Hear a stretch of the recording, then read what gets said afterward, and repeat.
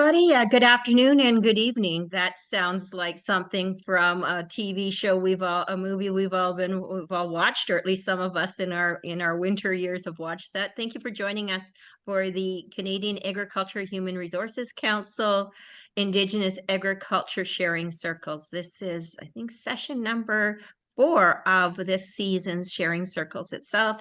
We've had topics on food canning and jarring, and we've got some interesting topics coming up in the future as well. So thank you for joining us from across Canada. We do encourage you, as we get started here, add your name into the chat where you're from, and if you'd like to do a land acknowledgement, that would be great as well. Starting with me, my name is Beverly O'Neill, and I am a citizen of the Ktunaxa Nation. My traditional name is Tlawam-Pethki. I'm grateful to be in with you today from the unceded lands of the Musqueam, Squamish, and Tsleil-Waututh territory here in downtown Vancouver, British Columbia. So today's sharing circle, I'm just going to bring it up on the screen. Interesting topic today is something that's close to all of our heart: planting for climate change, regenerative agriculture. As we've seen this past summer, and as some of us, winter is just starting, and it's January 2024.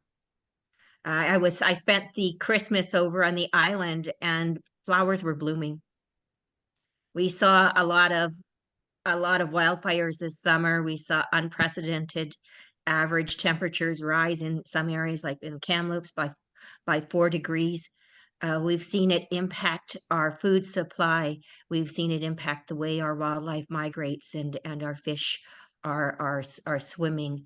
And we've seen businesses actually close that have relied on farmers. So this is an incredibly important topic to be discussing, planting for climate change and regenerative agriculture. So today's topic is going to be talking about a couple of First Nations that are involved in doing things like that, how they're involved, how their First Nations and area have been affected by climate change, as well as some of the things that they're doing in agriculture to mitigate that. We, of course, can't talk about this without talking about how we were impacted and reminded of how sensitive our food sources are following the pandemic itself. And for the first time in many of our lives, that we've seen shelves that were bare and continued to remain bare as we recognized the sensitivity and vulnerability of our food transportation and infrastructure systems itself, and our delivery systems.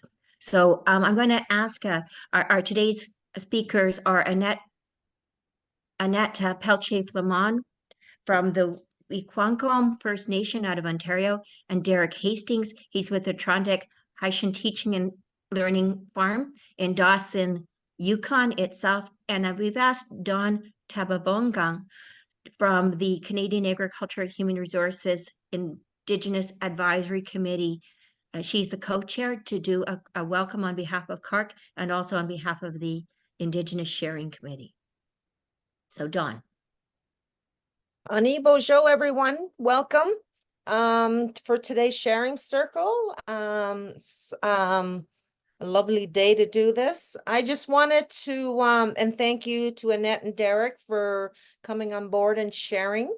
One of the things, when I see the word climate change, I always think of Mother Earth. That's the first thing that comes to me, and how important it is of the work that we're all doing to help Mother Earth, because of that connection in our teachings that we know with regards to if Mother Earth's not well, then she's not going to be there for us. So this work that we're all doing is so important, with regenerative agriculture and helping Mother Earth to help continue to produce food for us. So miigwech to all who's attending to learn more, and I hope you enjoy this sharing circle for the hour. Miigwech.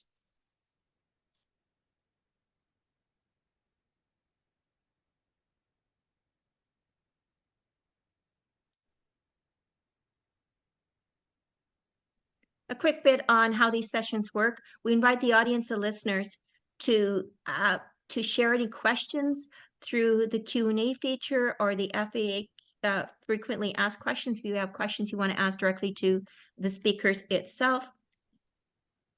Oh, shoot. You can, we also invite you to share any ideas or practices, and especially any Indigenous teachings that you have on the chat. If you would like to also ask any questions of CAHRC, I think at the end, maybe Aaron Bryson from CAHRC can sort of mention there is a funding program that CAHRC has just released some information on. At the end of the session, by about 5 minutes to the top of the hour, we'll be doing a draw for $100. It's for the Indigenous attendees. You must be present to win. So when we get to that point, Aaron becomes your most important person. He will bring a name up on screen, and at that time, if your name is drawn, just put a quick message in chat so we know that you're there. And if we don't see anything within a couple seconds, then we just draw another name. So you must be in attendance to win $100 itself. And then before we do that, we'll also go over what the next sessions are. And as I mentioned, we'll have someone talk about the CAHRC program that was just released yesterday for training itself. Following the session, there will also be an email or a post directly from Zoom, which is a quick survey, getting feedback from you on how we can make these sessions better, plus future topics and suggested speakers. So if you also know anyone that might want to be a speaker, let us know.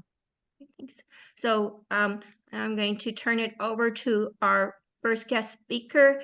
Actually, I mentioned Don, and I've mentioned Derrick itself. So and Annette.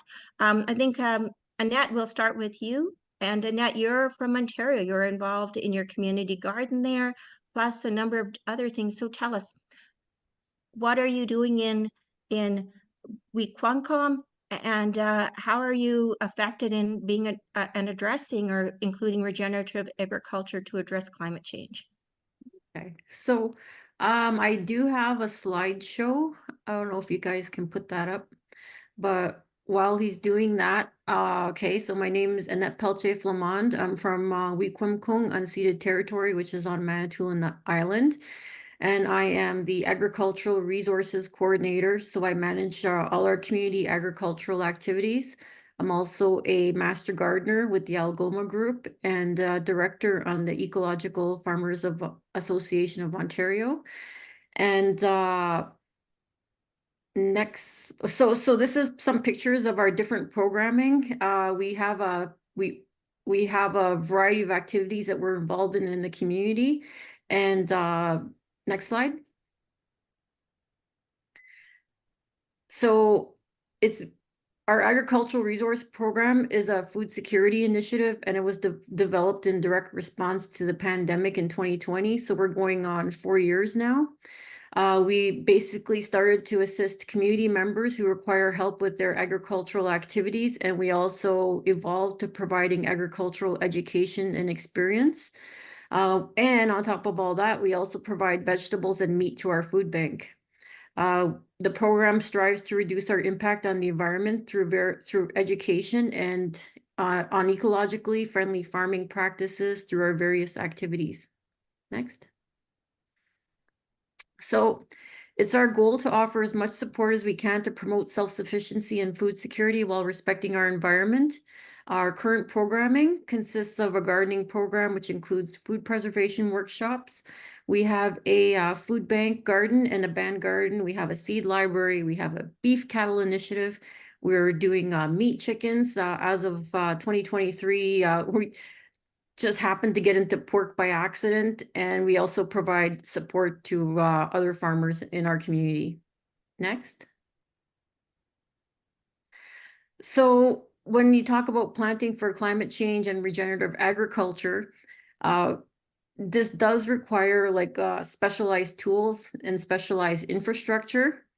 So because we're a new program and we don't actually have a permanent location, I'm going to share with you like some of the concerns that we're facing now and where we'd like to go so that we can be more ecologically sensitive with our agricultural practices.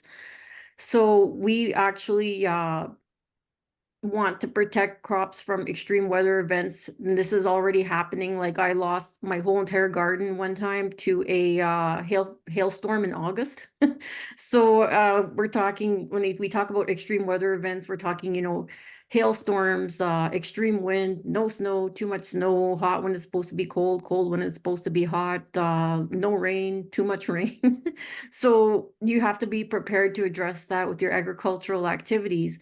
And so they have all these different tools, such as caterpillar tunnels, greenhouses, high tunnels, row covers, floating row covers, drip irrigation, and mulch. Barns, I've been told stories about barns blowing over in extreme winds and how people are having to start reinforcing them with buttresses.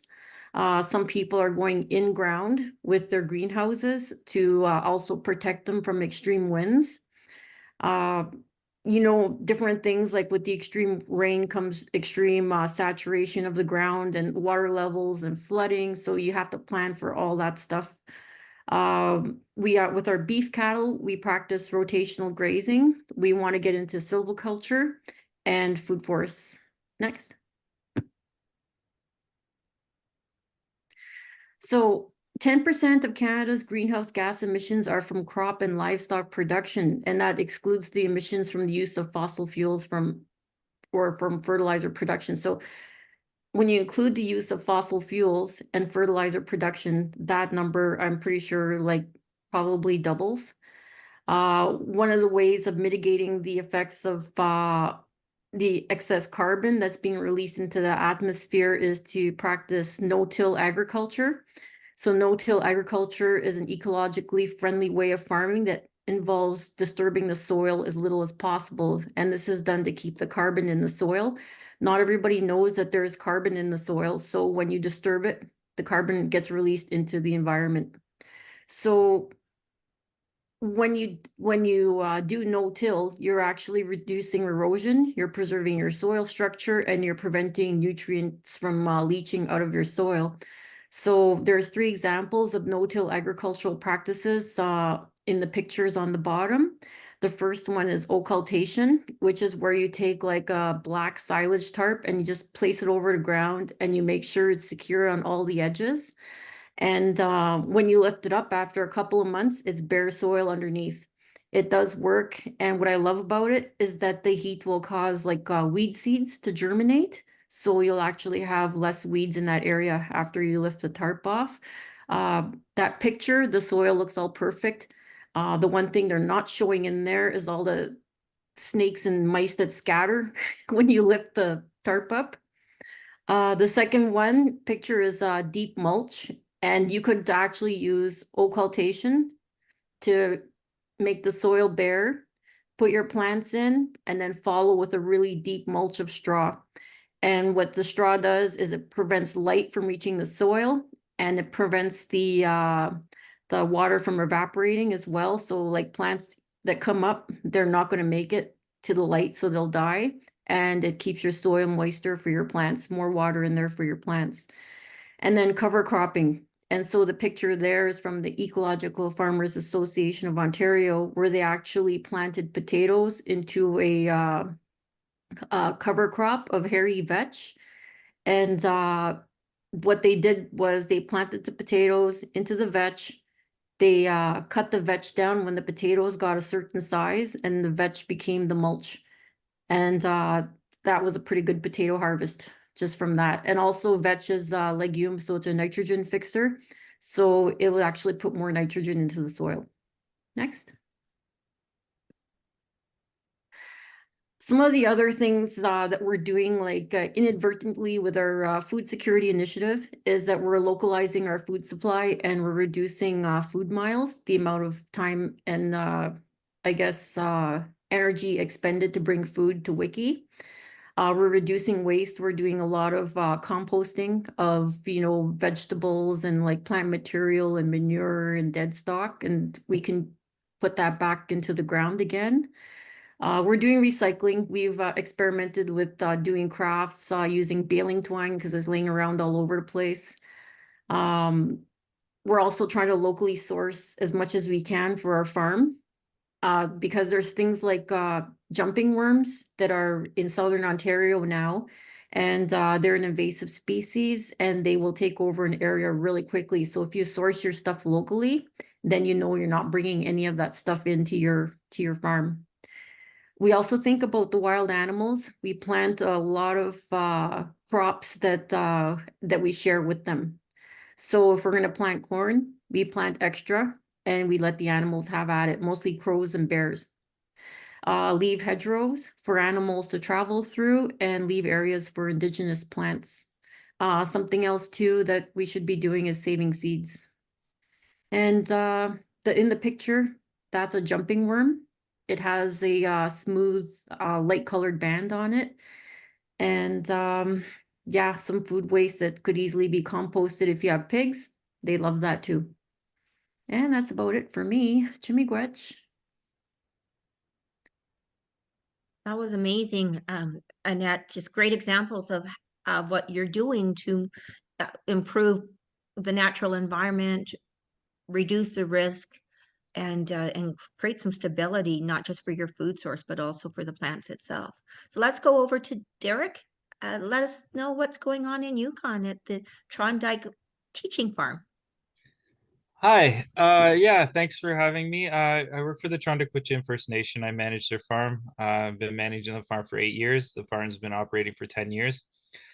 Initially, it was brought about by an elder's understanding of the scarcity or the impacts of scarcity when you're completely dependent on the supply chain because of the one road into the Yukon. You know, if it's disrupted, then we have about 2 days of food supply for the population up here. So the elders that were the driving voice behind the initial foundation or the committee that started the farms process, and then it evolved over a series of meetings to create a school. And we did a pilot project. We did a curriculum that was teaching youth and elders and whomever, just people wanting to return to the workforce, about agriculture, about different types of agriculture, about livestock, about media, marketing, all manner of issues and topics relating to agriculture.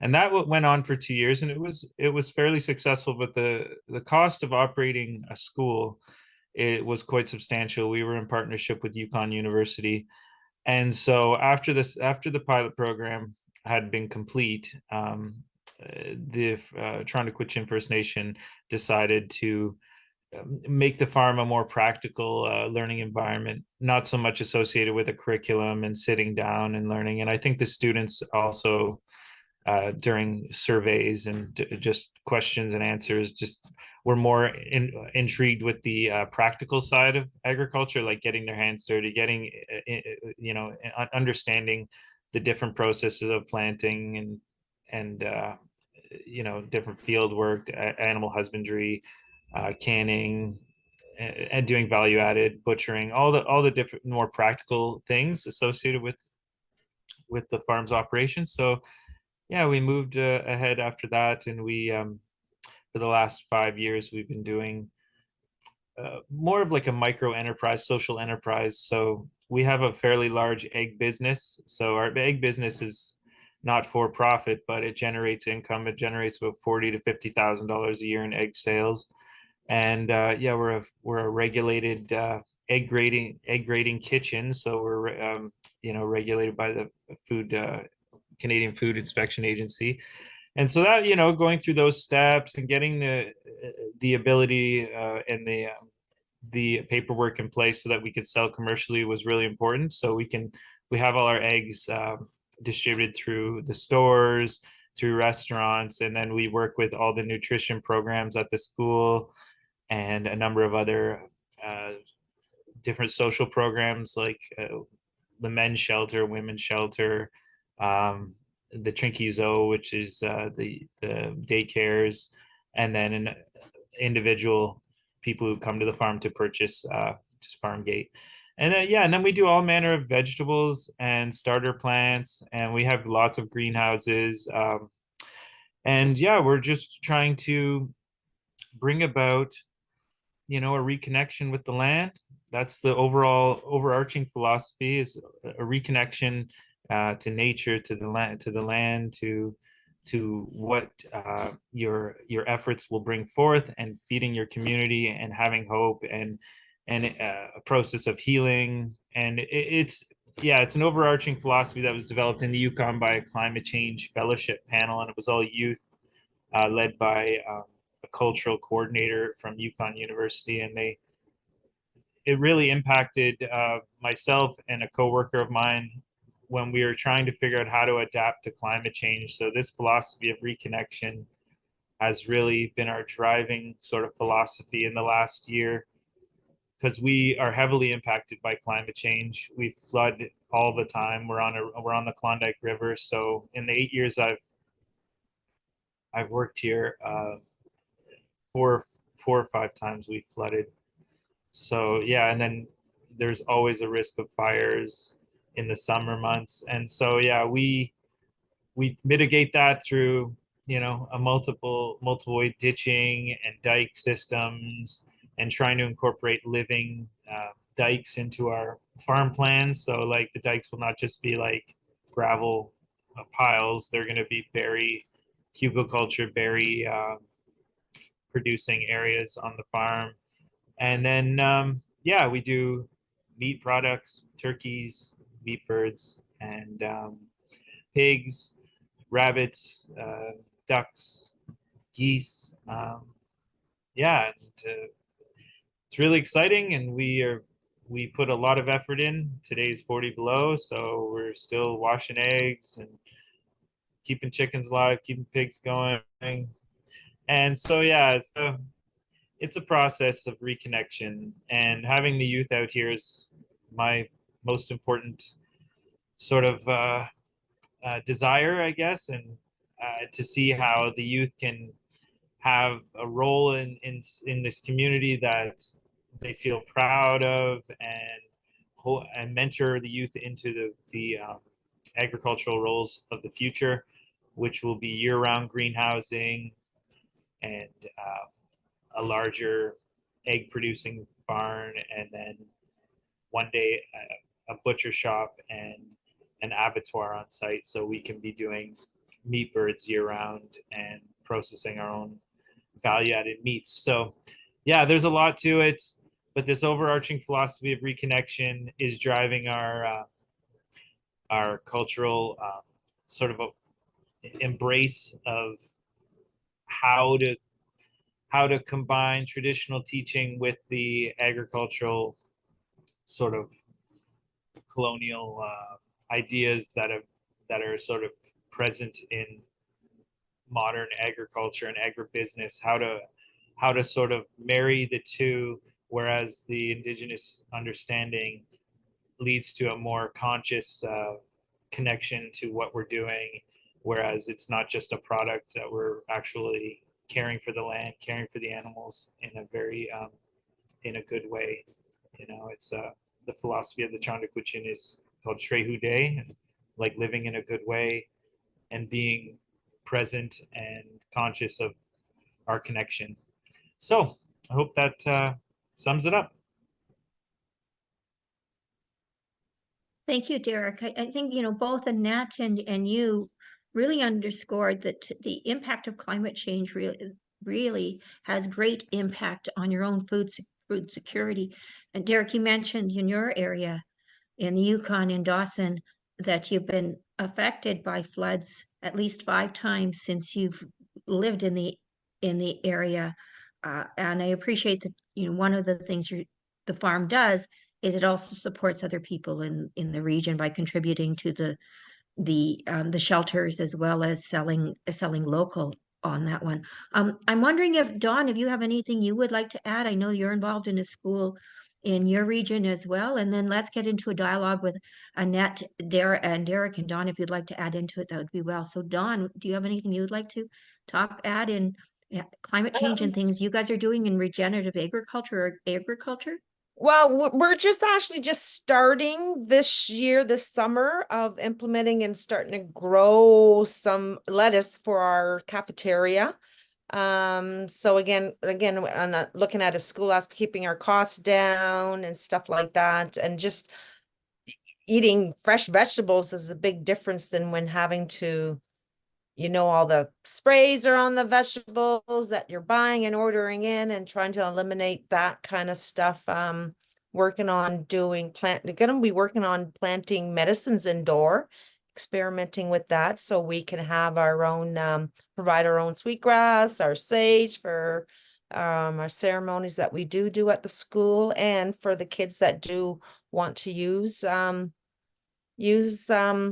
medicines. And I work with grade 7s and 8s, and I do sweetgrass teaching. So this past summer I harvest naturally and kept it frozen, so I had fresh sweetgrass for them to braid. So hoping that the kids now will have an opportunity to see it grow and harvest it, and actually, get those teachings from there. It might not make a difference now, but I always say to them, one day you're going to remember something when you're finished school, and you're going to say, now I know what Miss T was saying or trying to teach us. And just, getting that into the school and at a younger age for more people to understand, and if it's just growing their own vegetable garden in their own home, whether it's indoor or garden outdoor, giving them those tools to be able to do, or maybe it'll inspire some youth to go into that profession and want to help out that way, whether it's growing, or maybe finding ideas to help Mother Earth and regenerating her, and helping her heal for all of us. I really like, Dawn, that you mentioned that you're storing. Like you just mentioned, having sweetgrass available throughout the winter. So storage is an important element of mitigating climate change, at least in the household. Yes, it makes a big difference, just for health wise, and again, I think of less time to have to go to the grocery store, here locally for us. Our two old age homes are in isolation because of COVID breakout. So it's around still, you just don't know. So I always say I'm fortunate living on an island. I don't have to go to town very often, and I try like to eliminate that as much as possible. So local food growth is important, but also having storage so that you have it available year round. Yes. I want to just go over to Derrick. There was a question that came through, and this all ties together, and he wanted to know, what are you currently growing throughout the winter?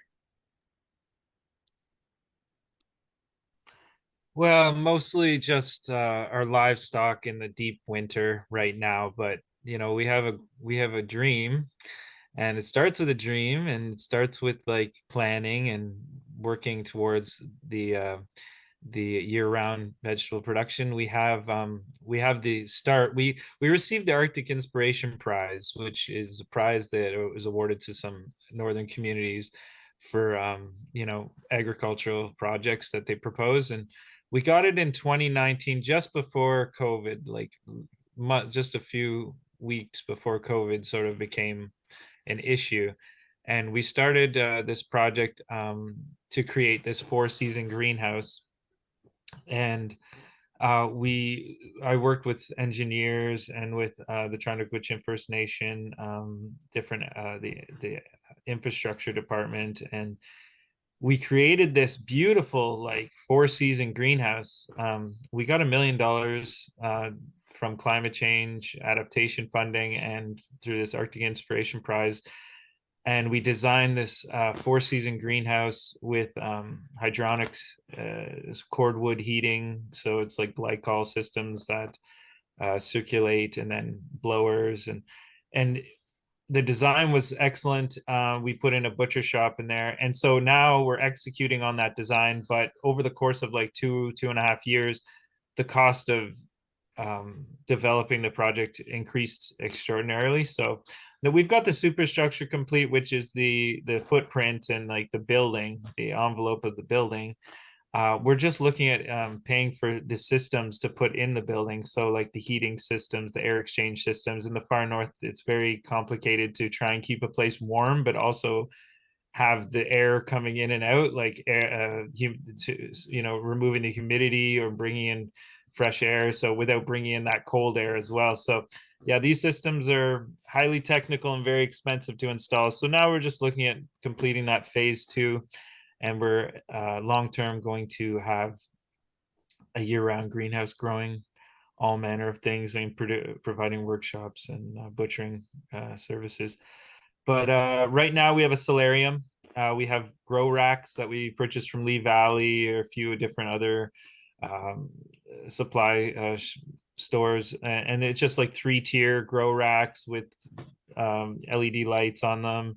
And that's how we grow right now in the winter to start our plants. We start all of our tomatoes early next month, and leeks, herbs, some flowers we start pretty early, onions, things like that. And so, yeah, we have a solarium that's fairly large. And then we move them into the greenhouse in late winter. And then we have wood stoves in the greenhouse. So Derrick, how big is your facility, and are you going to be expanding it? Yeah, the year-round greenhouse will be 80 by or 40 by 80. So yeah, it's 40 feet by 80 feet. Yeah, that's going to be our year-round greenhouse and butcher shop, and it's actually got a little storefront in it as well. So yeah, any added value meats or any vegetables coming out of there there'll be a storefront that people can come right to the farm and purchase all out of this one building. We thought, like, instead of building 3 or 4 different buildings, we're going to try and incorporate multiple needs into one space that's going to be heated anyways to provide for the vegetables heat. And then we can also have workshops going on for canning or butchering or value added processing of different products. We do like salves and tinctures and things of that nature. So yeah, so that's where it's going right now. We also grow sprouts in the winter months too. Those are very easy, very fast. Within a week to 10 days, we can grow pea shoots and sunflower sprouts and yeah, wheatgrass and a few other sprouts. And then we grow some in jars as well, like bean shoots and alfalfa and red clover and a few others. So that's how we get a lot of our greens in for the winter months. Excellent. Thanks, Derrick. Just a quick last question is your facility divided, and do you do the butchering and processing? Right now we have a kitchen, a cookhouse we call it. So it's about maybe 14 by 20. And that's where we do most of our butchering right now. So yeah, we do all of our own processing. We have a mobile abattoir in the Yukon that comes here that will dispatch we kill the pigs and then they process them. They do the processing there, the gutting and the taking the hair off the pigs, and then we do all the butchering on site. And so yeah, that's all in one facility right now. And then we have another little facility near our market garden that's for washing vegetables and things and packaging vegetables. Derrick, the mobile abattoir, who owns that? Is that operated by Yukon, or is it a privately owned or organization? Yeah, the Yukon Territory owns and operates it. So right now, well, I guess, sorry, they own it. The operators are contracted to do so. So it's a contract out of Whitehorse. Somebody takes on that contract and operates it, and they come up and it's subsidized by the Yukon government. So because there's not that many pigs in Dawson, there's probably only like 30 or 40 pigs. It'd be very expensive to get them to come up to be able to do that. So they have a base rate per pig that we pay. And then So there's less pigs after you butcher them, though. Oh yeah, yeah. They all are done at one period of time. That's our biggest issue right now, is that we're at a bottleneck with butchering capacity, storage, because their abattoir only comes up for 1 week. We have to do all the animals in the whole area in 1 week. So all the butchers are busy, all the storage is at capacity. So yeah, I think it was getting up to like almost 100 pigs locally.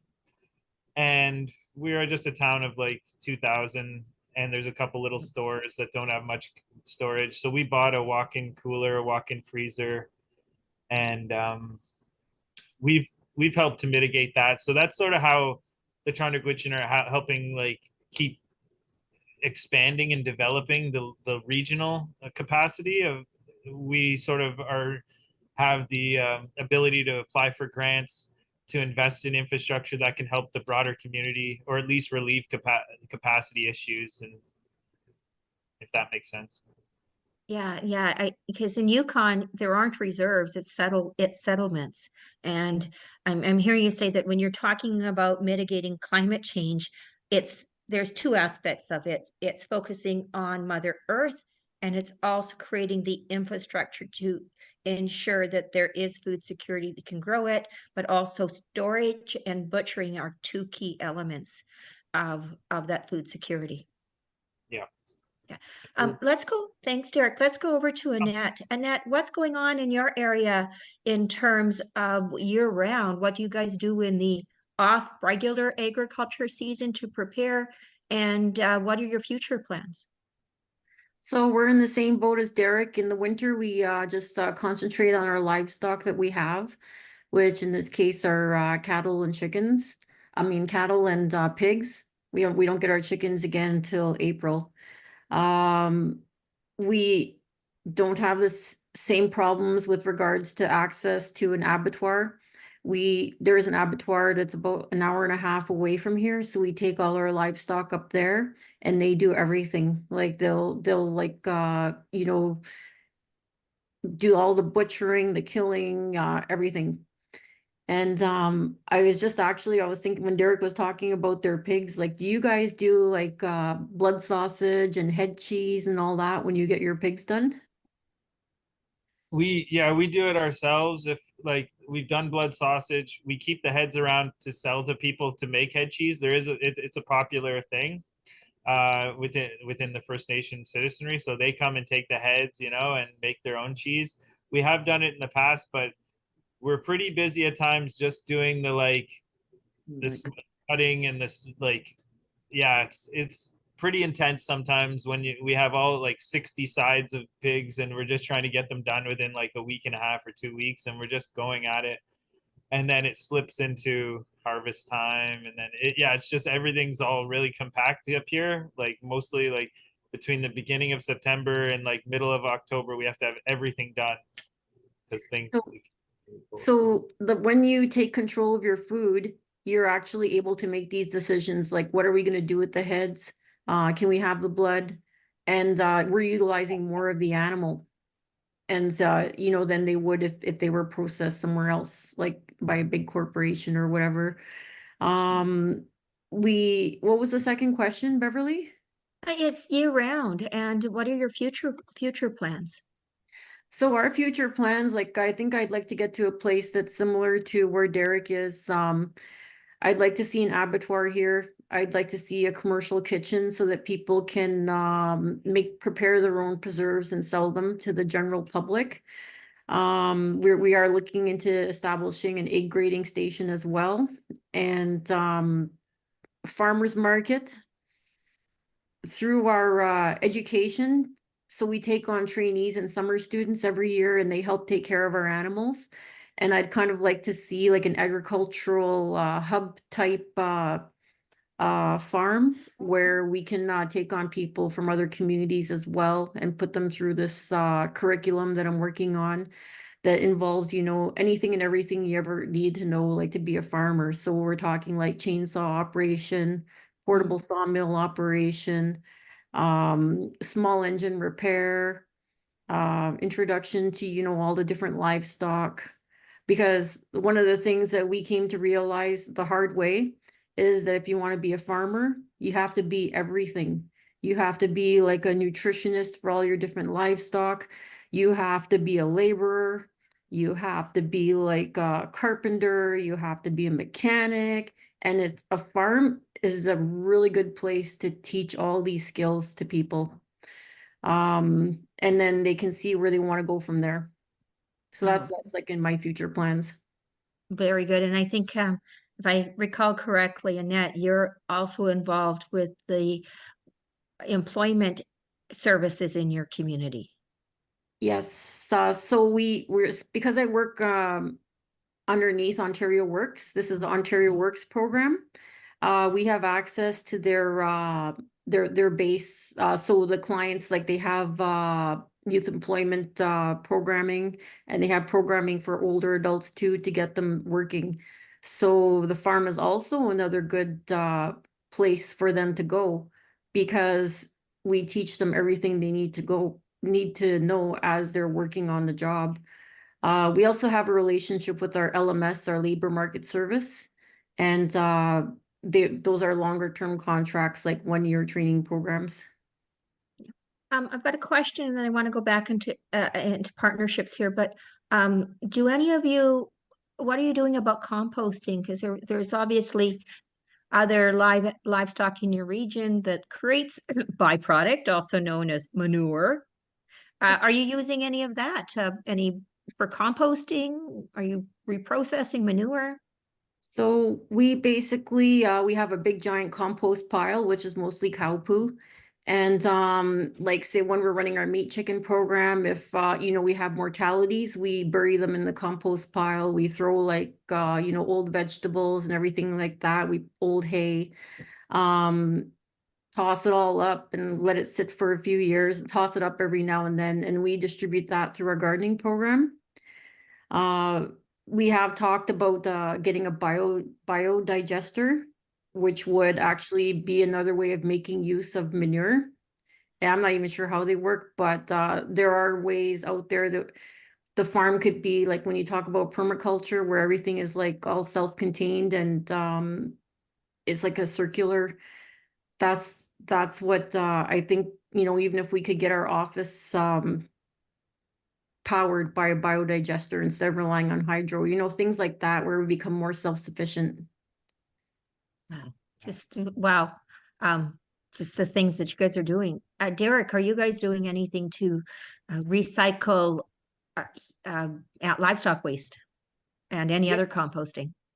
Yeah, we try all sorts of things. It's really a cool environment. That's we're always experimenting with ways to improve upon, like, the use of everything, like Annette was talking about. Try to use all the parts of the animals, see if we can incorporate the bone back into the soil. We take all the blood, all the guts, we compost all of that, unless it's, like, usable. But yeah, we take all of our manure, and it composts very slowly up here. We don't have a really technologically advanced, so we're saying that we just pile it, but we have multiple piles, because it takes, chicken manure is really hot. It'll burn your soil. You have to season it pretty well. So we have, like, basically our piles are, like, annual, or 2 years, and then we just, like, we have about 6 or 7 of them now, so that manure will get spread in the garden. And it, like Annette was talking about, like, it creates that circular model where the vegetables then are produced, and the vegetables are going to the citizenry. But we have waste. Every farm has waste in terms of vegetables, like some that are ugly, some are not, the tops or whatever that comes out of it, and that usually goes to the chickens or the pigs. So everything will just get fed, and then the manure goes back in the garden. We use vermiculture. We like a lot of worm composting. It was interesting when you were talking about that jumping worm. I've never heard of that, but we don't really have worms at all up here. We have to bring in red wiggler type composting worms.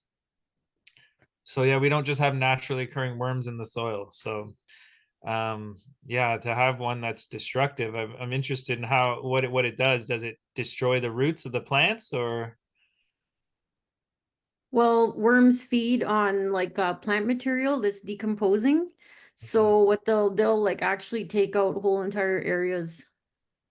Wow. Yeah, and when you I've seen videos of it, when they're exposed to light, they just wiggle really hard until they get back to the soil, and then they'll go in, like, they're really active. Wow.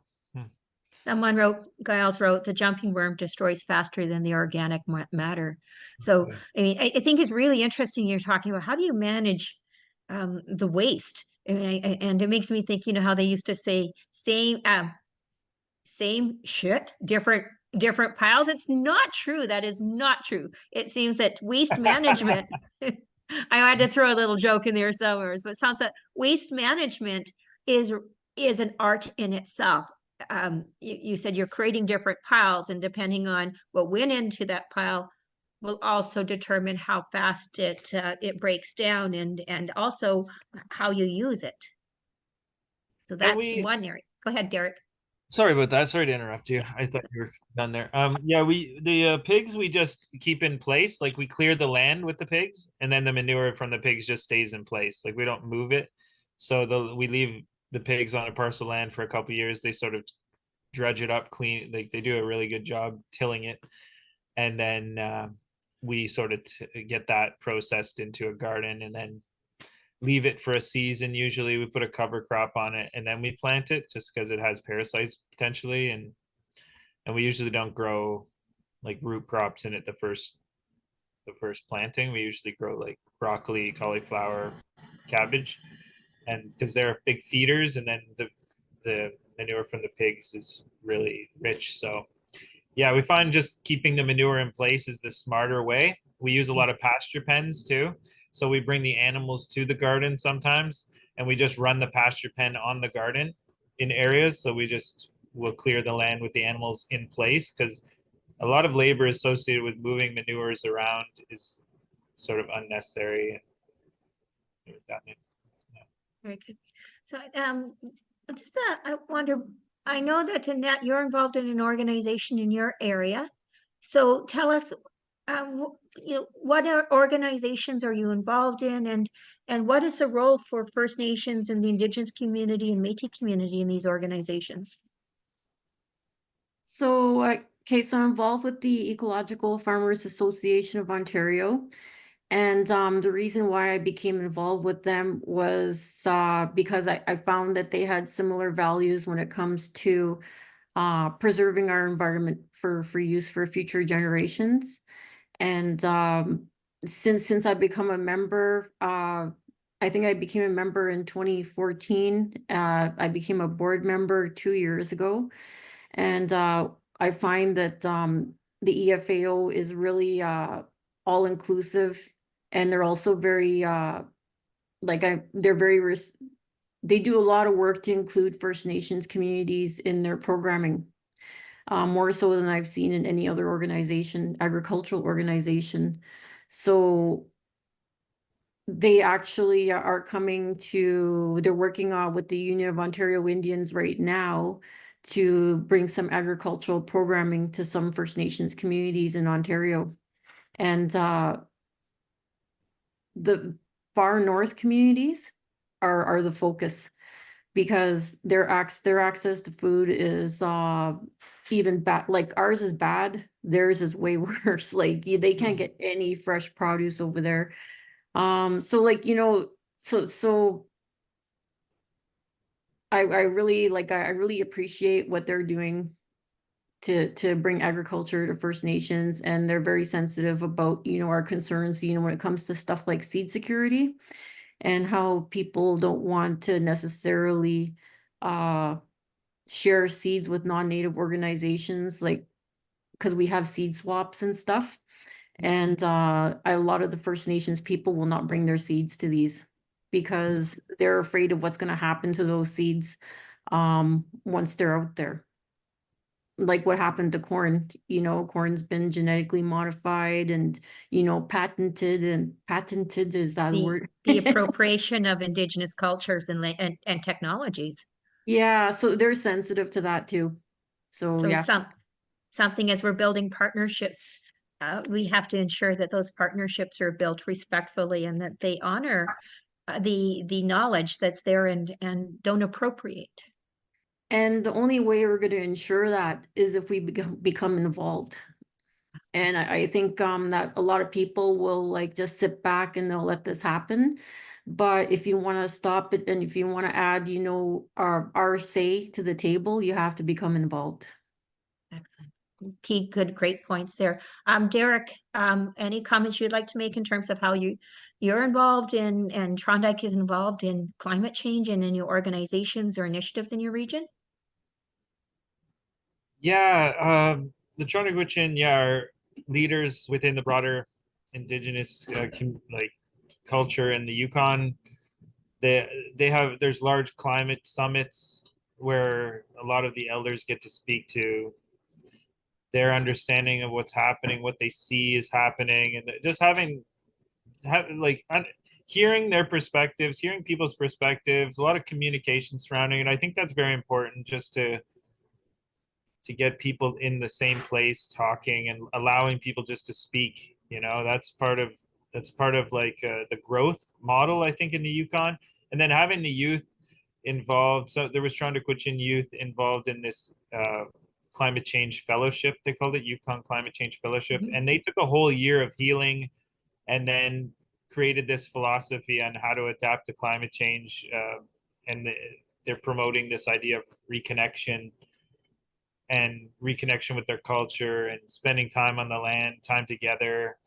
And we try to practice that at the farm quite a bit. A lot of the farm's programming is about bringing families and elders and youth and everybody out to the farm. And we do that through like harvest festivals, and we've had Christmas markets, and we've had haunted barn, and we try to bring people out, and we have music, and we just purchased like a pizza oven so the youth or the children at the school can grow their own herbs and stuff, and then hopefully the families will come and we're going to make the pizzas one day a week. And yeah, just to try to generate more activity on the land. But also our town is very it's a mining, historically a mining environment with this sort of celebrating mining and the history of mining, and a lot of drinking, a lot of gambling and things of that nature. I don't know if people have heard of Dawson City. It's associated with the gold rush. So the farm is sort of 10 kilometers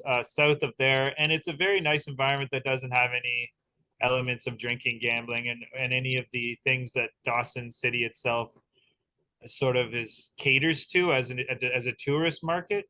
So yeah, I don't know if that pertains to climate change, but I think it's a philosophy of like community development, and how we reconnect with what we're actually doing with each other and why we're doing it, and providing for ourselves, and bringing elders and youth together naturally so that they're interacting without having to be like elder youth day.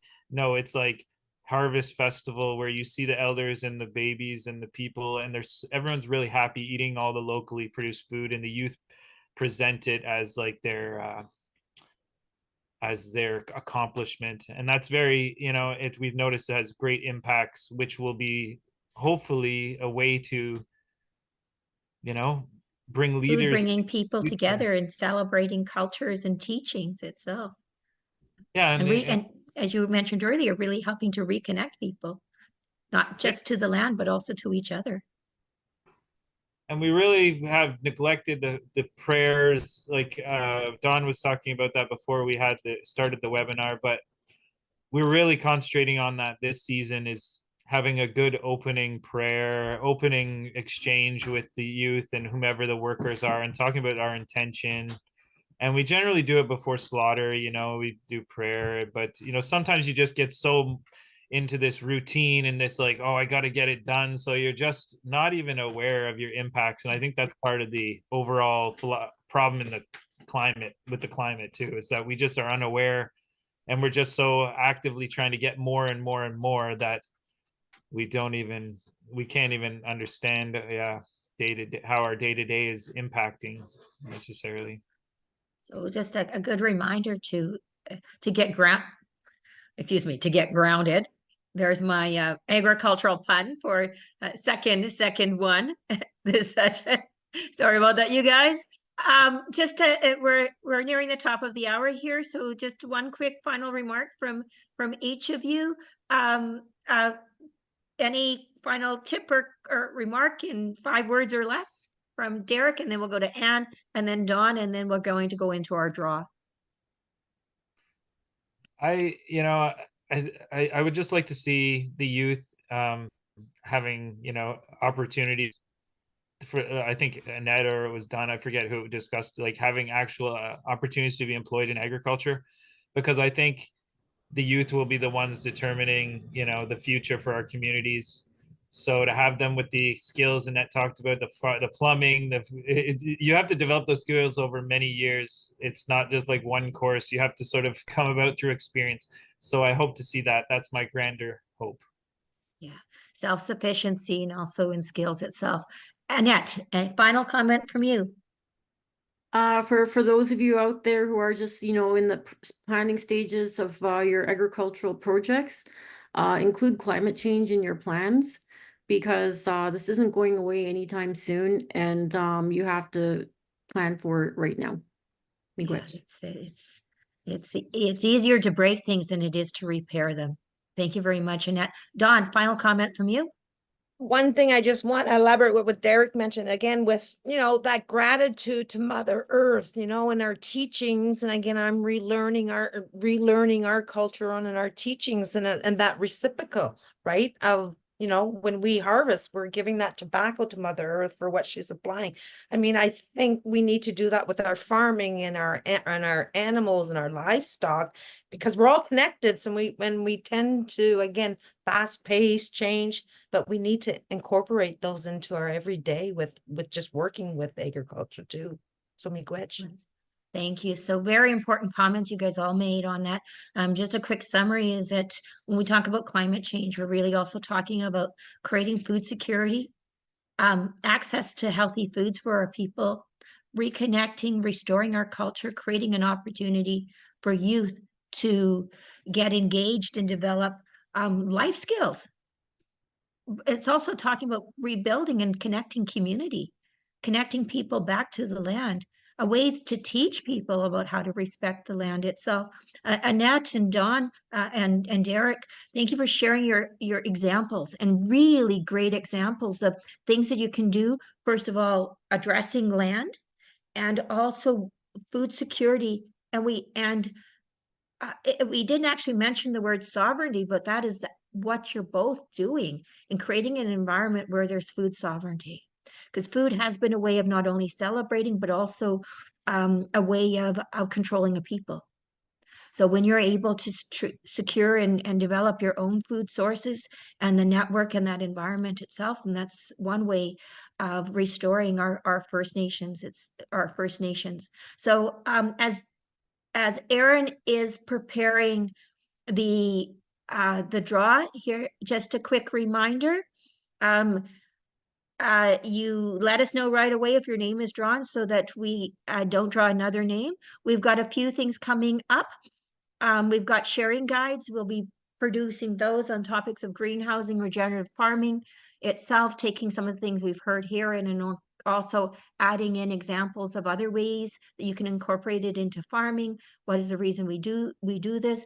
There is community, there'll be a sharing guide. These are startup guides, how to get started, also in community gardens, composting and soil, and both Derrick and Annette had mentioned worms and also not the same crap and same pile, it's different piles of different crap, and how you can make that into soil to help an apiary beekeeping. And I think, Annette, you had talked a little bit about that as well. So we'll also be doing information sheets on food labeling and also small scale animal farming, things that you can do on small parcels of land and in backyards itself. Our session's coming up. Our next one is on January 24th. We're going to talk about community gardens.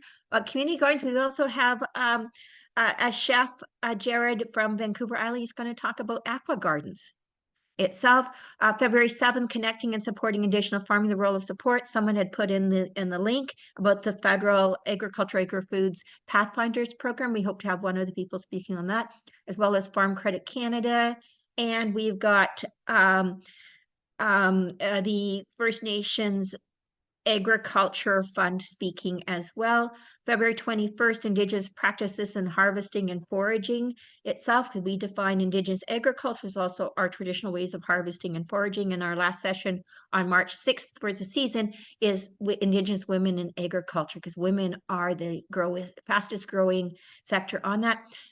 Someone had asked, is this recorded? Yes, this session is recorded, so it will be available on the Canadian Agriculture Human Resources Council website itself. And if you wanted to view any of the previous sessions from this season and the previous 2 seasons, they're also available online.